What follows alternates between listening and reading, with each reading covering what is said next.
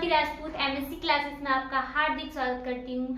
फिर एक बार हिंदी को लेकर हम लेकर आए हैं रीतिकाल के प्रमुख कवि एवं उनकी रचनाएं। रीतिकाल के प्रमुख कवि एवं उनकी रचनाएं। तो पहले कवि है हमारे बिहारी। बिहारी की रचना है बिहारी सतसई। बिहारी की रचना है बिहारी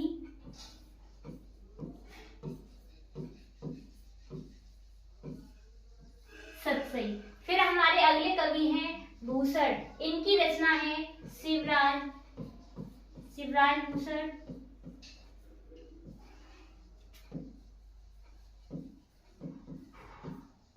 शिवा बावनी।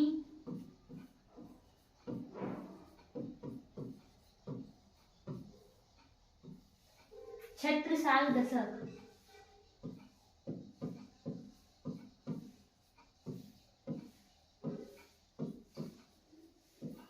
और भी रचनाएं इनकी।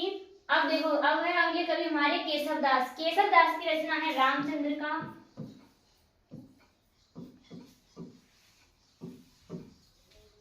रामचंद्र का कवि प्रिया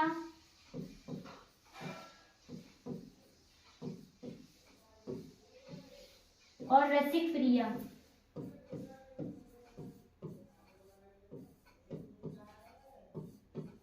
ये हमारी केशवदास की रचनाएं हैं। फिर है हमारे अगले कवि चिंतामणि।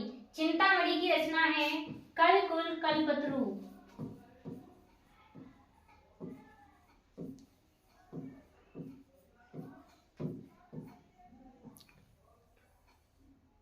फिर देखो अगले कवि हैं हमारे मतिराम। मतिराम की रचना है ललित ललाम।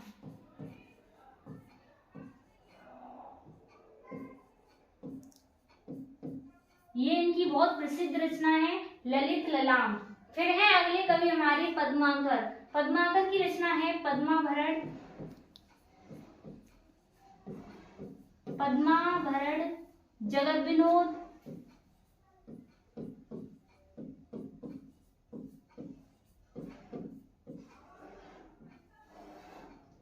फिर अगले हैं हमारे घनानंद। घनानंद की रचना है सुजान सागर। सुजान सागर। इन कवि को, घनानंद को हम प्रेम के पीर के कवि भी कहते हैं। फिर है अगले हमारे कवि सेनापति।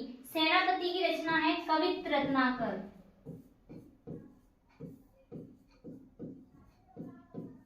कवित्र रत्नाकर। फिर अगले हमारे कवि हैं बोधा। इनकी रचना है इश्कनामा। इस प्रकार ये हमारे कवि रहे हैं रीतिकाल के प्रमुख कवि एवं उनकी रचनाएं। पहले हमारे बिहारी की रचना है बिहारी सतसई, जिन्होंने गागर में सागर भर के इन्होंने रचनाएं की हैं। प्रत्येक इनके पद ऐसे हैं कि थोड़ी सी बात में पूरी समुद्र ऐसी बात कह देते थे ये। तो इनकी रचना है हमारी बिहारी सतसई। कुल मिला के लगभग इनके 700 पद लिखे गए हैं। फिर है अगले हमारे भूषण। इनकी रचना है शिवराज भूषण, शिवा बावनी और छत्रसाल दशक। फिर अगले हैं हमारे केशवदास। केशवदास की रचना है रामचंद्र का कवि प्रिया और रसिक प्रिया। फिर अगले हैं हमारे चिंतामणि। चिंतामणि की रचना है कविकुल कल्पतरु। ये बहुत प्रसिद्ध रचना है, ये बहुत बार पूछी भी गई है चिंतामणि की कविकुल कल्पतरु। फिर अगले हमारे मतिराम। मतिराम की रचना है ललित ललाम। अगले हैं हमारे फिर पद्माकर। पद्माकर की रचना है पद्माभरण जगत विनोद। फिर अगले घनानंद, जिन्हें हम प्रेम के पीर के कवि कहते हैं। इनकी रचना है सुजान सागर। फिर अगले हैं हमारे सेनापति। सेनापति की रचना है कवित्र रत्नाकर। फिर अगले हैं हमारे बोधा। इनकी रचना है इश्कनामा। शेष आज के लिए इतना ही। धन्यवाद।